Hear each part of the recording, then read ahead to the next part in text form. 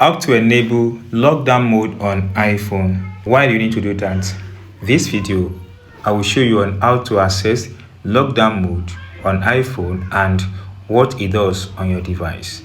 To access it, tap on Settings button. Scroll up to Privacy and Security. Tap on it. Now scroll down to the base of this page. You see lockdown mode. Virtually the last thing there. Tap on it.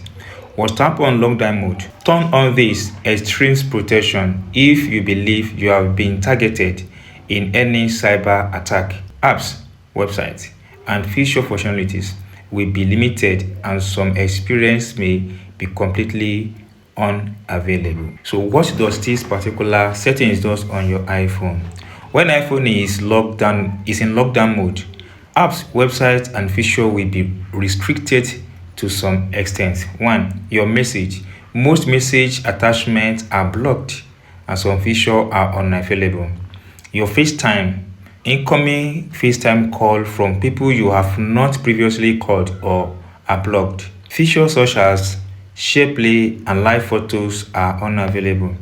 Then web browsing. Some web technologies and browsing features are blocked. Photos location will be excluded by default when sharing photo, and share album will be removed from photos. Device connection. Wired connection with another device or accessory while your phone is locked are blocked. Then wireless connectivities. Automatically join non-secure Wi-Fi network or 2-3G cellular connectivities are blocked. Apple service. Income invitation for Apple service from people you have not previously invited are blocked. Profile. Configuration profiles such as profiles for school work cannot be installed. So with this, you have to take a brave decision to know or to be sure that this settings is turned on your phone or turned off.